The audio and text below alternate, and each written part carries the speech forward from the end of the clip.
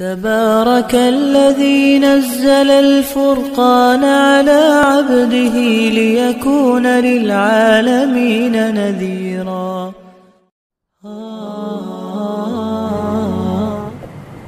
الحمد لله نحمده ونستعينه ونستغفره ونؤمن به ونتوكل عليه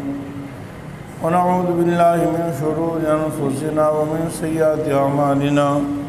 من يهده الله فلا مضل له ومن يضلله فلا هادي له ونشهد أن لا إله إلا الله وحده لا شريك له ونشهد أن سيدنا محمدا عبده ورسوله أرسله إلى كافة للناس بشيرا ونذيرا وداعيا إلى الله بإذنه وسراجا منيرا. أما بعد فأعوذ بالله من الشيطان الرجيم. بسم الله الرحمن الرحيم. فإن آمنوا بمثل ما آمنتم به فقد اهتدوا وإن تولوا فإنما هم في شقاق فسيكفيكهم الله. صدق الله العلي العظيم وصدق رسوله النبي الحبيب الكريم ونحن على ذلك لمن الشاهدين والشاكرين والحمد لله رب العالمين. درود شریف اللهم صل على محمد وعلى آل محمد كما صليت على إبراهيم وعلى آل إبراهيم إنك حميد مجيد. اللهم بارك على محمد وعلى آل محمد كما باركت على إبراهيم وعلى آل إبراهيم إنك حميد مجيد. رب اشرح لي صدري ويسر لي أمري واحلل عقدة من لساني يفقهوا قولي رب زدني علما. سب تعریفیں اللہ جل جلالہ کے لیے ہیں. اللہ تعالیٰ ساری کائنات کے خالق و مالک ہیں. کوئی عبادت کے لائق ہیں اور سب کچھ کا علم اللہ تعالیٰ کے پاس ہے.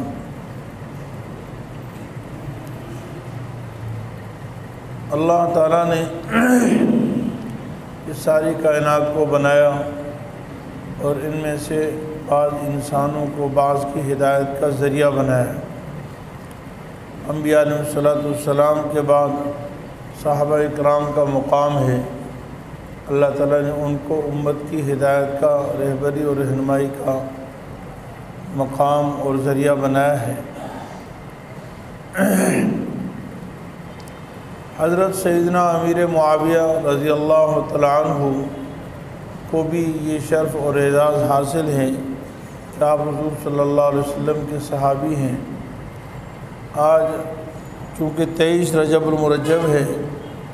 22 رجب سیدنا امیر معاویہ رضی اللہ تعالیٰ عنہ کا یوم وفات ہے،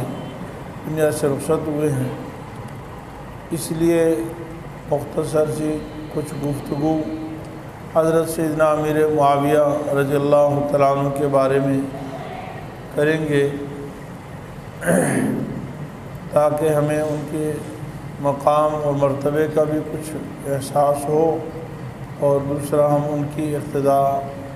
کر سکیں، ان کی اتباع ہمیں نصیب ہو، ان کی محبت اور قیامت کے دن ان کے ساتھ حشر نصیب ہو. سیدنا امیر معاویہ رضی اللہ تعالیٰ عنہ کو نسب کے اعتبار سے بہت بڑا ایک اعزاز حاصل ہے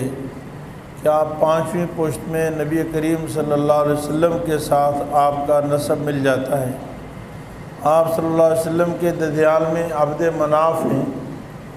اور عبد مناف کے 4 بیٹے ہیں. ان بیٹوں میں سے ایک بیٹے کا نام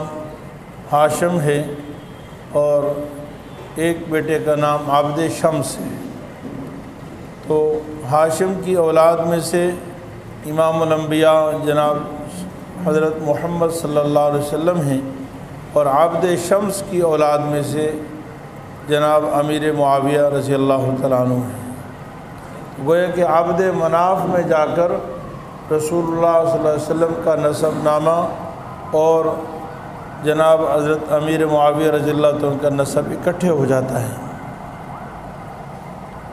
عبد شمس کی اولاد میں سے ایک بیٹا ہے امیہ اور ایک بیٹا ہے ربیعہ۔ امیہ کا بیٹے کا نام ہے حرب، اور حرب کے بیٹے کا نام ہے ابو سفیان، اور ابو سفیان کے بیٹے کا نام ہے حضرت امیر معاویہ رضی اللہ عنہ۔ گویا کہ آپ کا سلسلہ نسب یوں ہوا، سیدنا امیر معاویہ بن ابو سفیان بن حرب بن امیہ بن عبد شمس اور بن عبد مناف۔ تو عبد مناف پر جا کر رسول اللہ صلی اللہ علیہ وسلم سے ملتا ہے۔ عبد شمس کی اولاد میں سے جو امیہ ہیں نا، جن کے بیٹے حرب ہیں اور حرب کے بیٹے جناب سیدنا ابو سفیان رضی اللہ تعالیٰ عنہ ہیں، اور ابو سفیان کے بیٹے سیدنا امیر معاویہ رضی اللہ تعالیٰ عنہ ہیں، یہ امیہ بھی اپنے زمانے کے انتہائی نامور اور مشہور شخصیت تھی، جنگجو تھے اور حکومت و بادشاہت ان کو حاصل تھی۔ حضرت ابو سفیان یا حضرت امیر معاویہ رضی اللہ تعالیٰ عنہ کے خاندان کو بنو امیہ کہا جاتا ہے۔ بنو امیہ، اسلام سے پہلے بھی بنو امیہ کا بڑا چرچا تھا، اور اسلام کے آنے کے بعد بھی زمانے تک، بلکہ آج تک بنو امیہ کا نام پوری دنیا جانتی ہے۔ بنو امیہ، یہ جو بنو امیہ کی حکومت اسلام میں بھی بڑے عرصے تک حکومت رہی ہے، تو یہ انہی کے خاندان، ان کے ددیال میں سے امیہ شخص ہیں،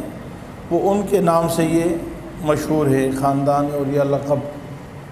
بہرحال نبی کریم صلی اللہ علیہ وسلم کی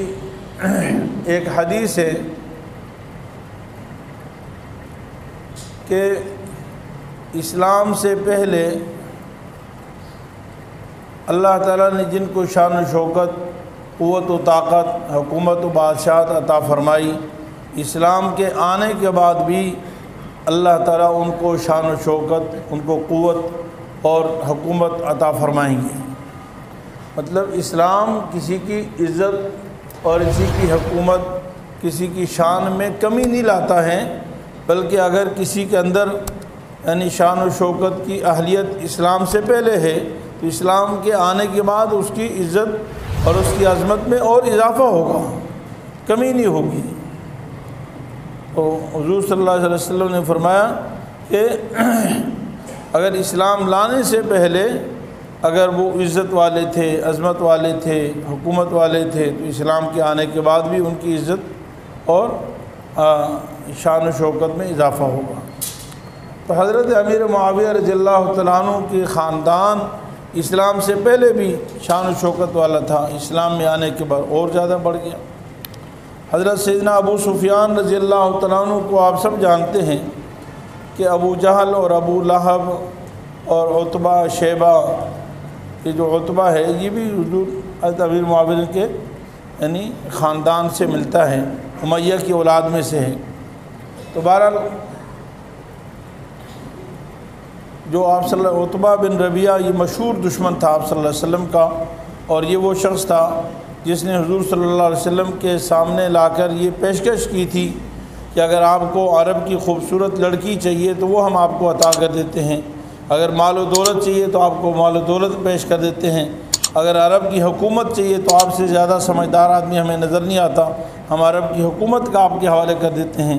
لیکن صرف ایک شرط یہ ہے کہ لا الہ الا اللہ محمد الرسول اللہ کا کلمہ چھوڑ دیں، یہ کلمہ آپ چھوڑ دیں سب کچھ دے دیتے ہیں۔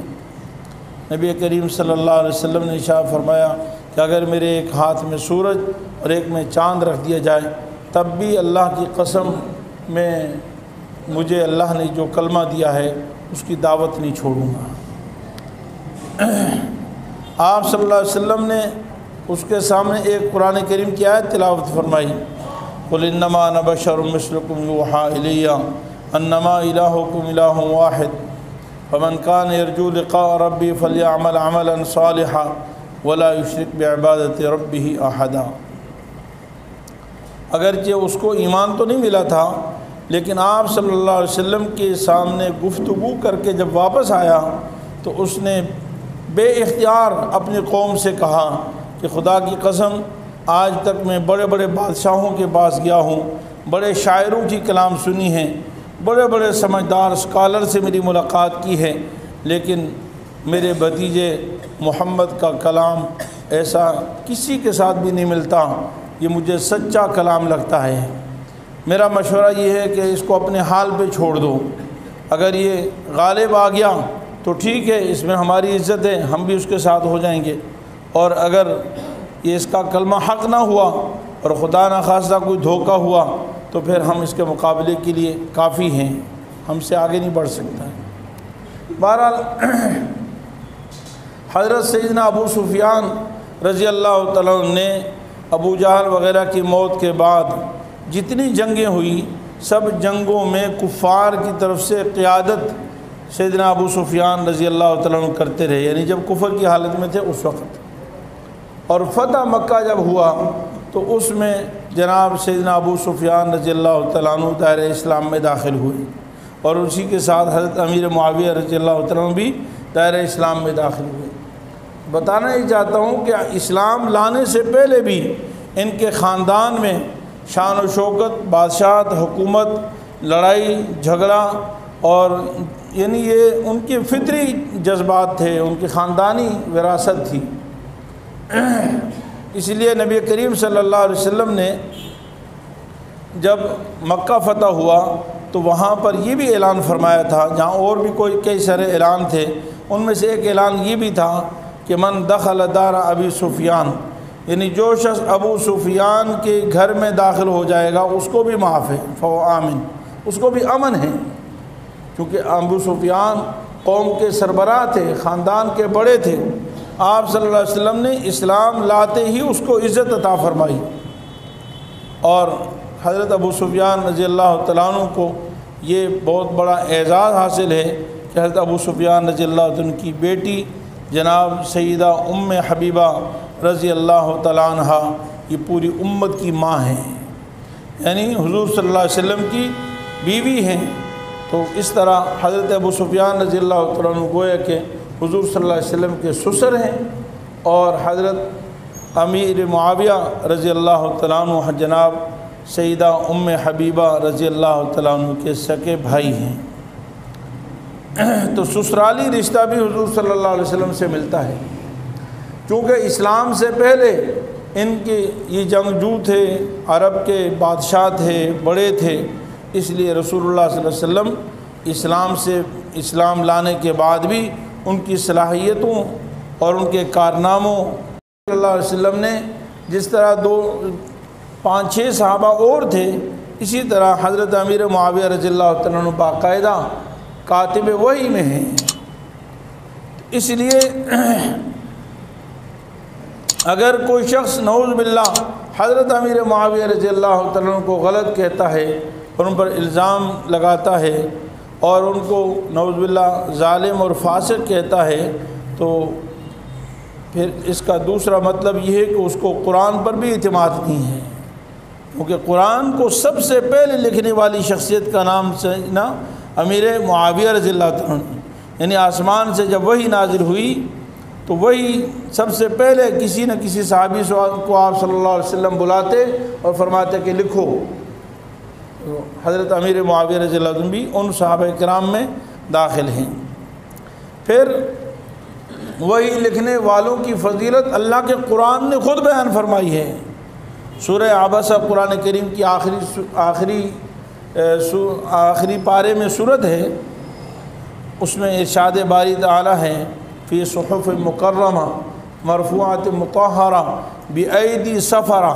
کرام بررہ، فرمایا گیا کہ یہ قرآن کی شان یہ ہے کہ یہ بڑے عزت والے صحیفوں میں اللہ نے اس قرآن کو جمع کیا، یعنی جو صحیفے ہیں، جو قرآن کریم ہے نا، یہ بڑی عزت والا ہے جس میں قرآن جمع ہوئے، جیسے یہاں پر ہمارے قرآن پڑھے ہیں، یہ صحیفے ہیں، یہ بڑی عزت والے ہیں۔ اس میں وہ صحیفے بھی مراد ہیں جو فرشتوں کے پاس موجود ہیں، اور وہ صحیفے بھی مراد ہیں جو انسانوں کے پاس بھی موجود ہیں۔ جو قرآن ہمارے پاس موجود ہے یا الماریوں میں پڑا ہے وہ بھی عزت والا ہے، اور جو فرشتوں کے پاس ہے وہ بھی عزت والا ہے۔ فی صحف مکرمہ مرفوعۃ مطہرہ، بڑی رفعتوں والا ہے، شان والا ہے، اور پاکیزہ ہیں وہ صحیفے، انتہائی پاکیزہ ہیں۔ پھر فرمایا بِأَيْدِي سَفَرَةٍ کِرَامٍ بَرَرَةٍ،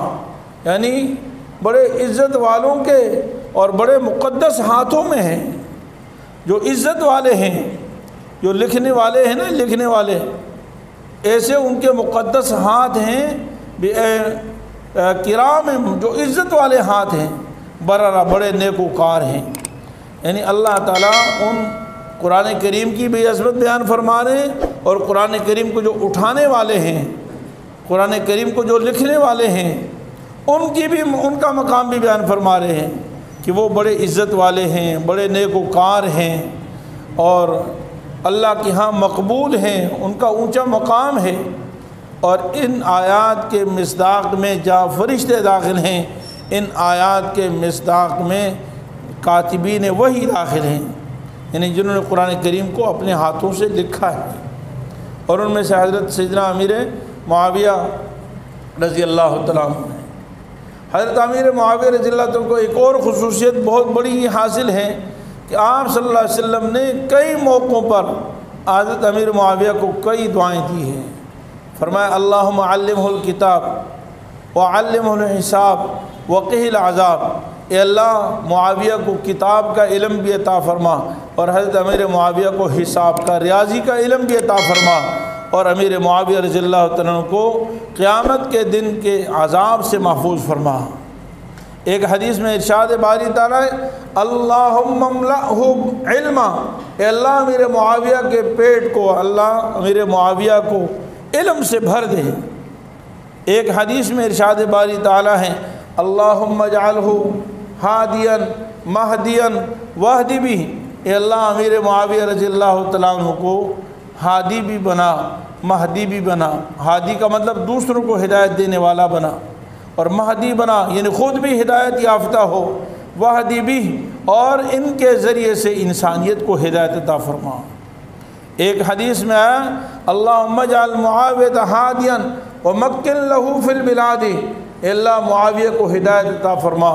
اور معاویہ کو شہروں میں، ملکوں میں قوت و طاقت عطا فرما، یعنی حکومت عطا فرما۔ وقہ العذاب، اور امیر معاویہ کو اے اللہ عذاب سے محفوظ فرما۔ کئی دعائیں رسول اللہ صلی اللہ علیہ وسلم نے جناب امیر معاویہ رضی اللہ عنہ کو عطا فرمائی ہیں۔ آپ جہاں کاتب وحی تھے وہاں قرآن کریم کے بہت بڑے مفسر تھے، محدث تھے، عالم تھے، فقیہ تھے، اور حضور صلی اللہ علیہ وسلم کے خاص صحابہ کرام میں شامل تھے کہ آپ صلی اللہ علیہ وسلم کے ساتھ ہمیشہ، جب سے اسلام قبول کیا پھر ہمیشہ آپ صلی اللہ علیہ وسلم کے ساتھ رہے، حضر اور سفر میں آپ صلی اللہ علیہ وسلم کے ساتھ رہا کرتے تھے۔ تو میرے عزیز بھائیوں، سب سے بڑا مقام جناب سیدنا امیر معاویہ رضی اللہ عنہ کو جو حاصل ہے، جس پر پوری امت کا اتفاق ہے، یہ تو ہو سکتا ہے کہ کوئی کسی کے مقام کو، کسی صحابی کے مقام کو کم کہے، کسی کو زیادہ کہے کہ فلاں صحابی کا مقام ان سے زیادہ ہے، فلاں کا ان سے کم ہے، لیکن بنیادی طور پر جس پر پوری امت کا اجماع ہے اور اس کا انکار کوئی نہیں کر سکتا اس کائنات میں، اس کی مخالفت کا ثبوت نہیں دے سکتا ہے، وہ یہ کہ جناب سیدنا امیر معاویہ رضی اللہ تعالیٰ عنہ صحابہ میں شامل ہیں۔ حضرت امیر معاویہ رضی اللہ کس میں شامل ہیں بھائی؟ صحابہ کرام میں شامل ہیں، اور صحابی ہونا یہ دنیا اور آخرت کی کامیابی کی دلیل ہے۔ یہ اتنا بڑا مقام ہے کہ ہمارا یہ عقیدہ ہے کہ انبیاء کے بعد ادنا صحابی بھی ساری کائنات سے افضل ہیں۔ ساری کائنات کے غوث ہوں، قطب ہوں، ابدال ہوں، مفسرین ہوں، محدثین ہوں، ائمہ مجتہدین ہوں، جنہوں نے ساری زندگی کام کیا ہے، ہمارا عقیدہ ہے کہ وہ ایک صحابی جو حضور صلی اللہ علیہ وسلم کے پاس آیا تھا اور اس نے کھجوریں پھینکی اور کلمہ پڑھا اور لڑائی میں شریک ہوا اور شہید ہو گیا، جس نے زندگی بھر کوئی نماز نہیں پڑھی، زکوٰۃ نہیں دی، روزہ نہیں رکھا، حج نہیں کیا، ذکر نہیں کیا، تلاوت قرآن نہیں کی، کچھ سیکھا بھی نہیں ہے، اسلام لایا اور لڑائی میں شریک ہوا اور شہید ہو گیا۔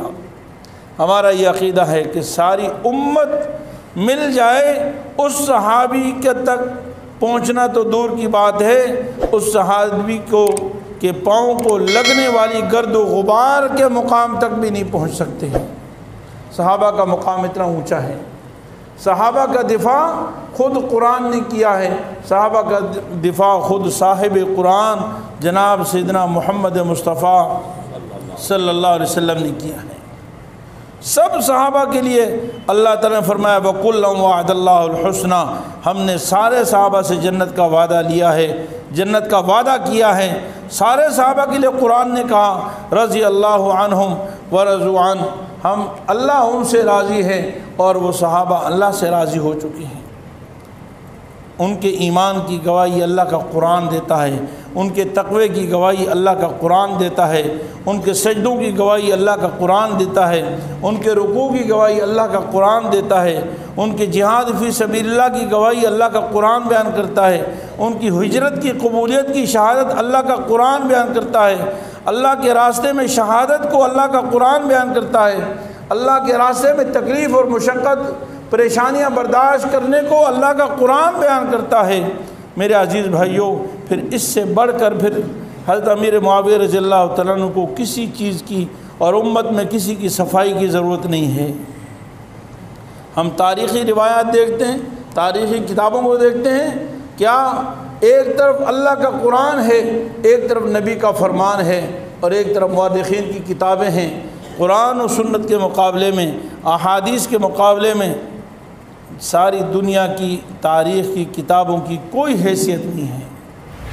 اس لیے امیر معاویہ رضی اللہ عنہ کی شان جب قرآن نے بیان کر دی تو اس کے بعد ہمیں کسی شک اور شبہ میں پڑھنے کی ضرورت نہیں ہے۔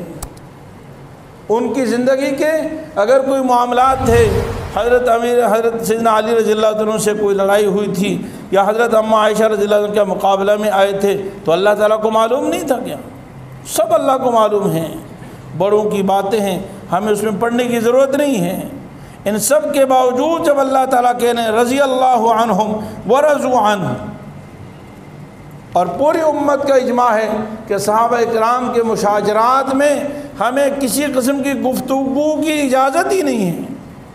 یعنی آپس میں ان کی اگر کوئی لڑائیاں ہوئیں، کوئی ناچاقی ہوئی، کوئی غلط فہمی ہوئی تو ہمیں اس میں پڑھنے کی اجازت نہیں ہے۔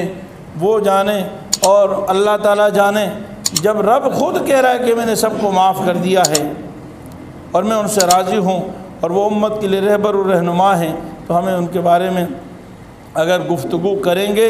تو ان کو کچھ نقصان نہیں ہوگا۔ اپنے ایمان کی فکر کرنی چاہیے، اپنے انجام کی فکر کرنی چاہیے، ہمارا انجام کیا ہوتا ہے۔ اس لیے ہم سب کا یہ عقیدہ ہے، حضرت امیر معاویہ رضی اللہ عنہ کی شان میں ادنا سی گستاخی ایمان سے خارج کر دیتی ہے۔ ان کے بارے میں ذرا سا وہم ہونا یا تردد میں پڑنا، یہ اللہ کے صرف امیر معاویہ کی شان میں کمی نہیں، بلکہ اصل میں پھر قرآن پر اعتماد نہیں ہے، ہمیں نبی کے فرمان پر پھر اعتماد نہیں ہے، اور بلکہ اس سے بڑھ کر یوں کہنا چاہیے کہ ہمیں نعوذ باللہ پھر خود رسول اللہ صلی اللہ علیہ وسلم پر بھی اعتماد نہیں ہے، جس پر حضور اعتماد فرماتے ہیں، جس کی شان حضور بیان فرماتے ہیں، جس کے لیے دعائیں خود حضور صلی اللہ علیہ وسلم بیان فرماتے ہیں، اور قوت اور طاقت کی دعائیں دیتے ہیں، اور پھر خلفاء راشدین بھی ان پر اعتماد فرماتے ہیں۔ اس کے بعد پھر ہمیں شک شبہ میں پڑھنے کی ضرورت نہیں ہے۔ اللہ تعالیٰ ہمیں تمام صحابہ کی عزت اور احترام کرنے کی توفیق عطا فرمائے، اور ان کے ساتھ محبت کرنے کی، ان کی اتباع کی توفیق عطا فرمائے، اور قیامت کے دن ہم سب کا حشر اللہ رب العالمین ان کے ساتھ فرمائے۔ وآخر دعوانا ان الحمدللہ کے یوٹیوب چینل کو سبسکرائب کیجئے اور ان کے تازہ بیانات کے ذریعے اپنی علمی، اصلاحی اور فکری آبیاری کرتے رہیے۔ جزاکم اللہ۔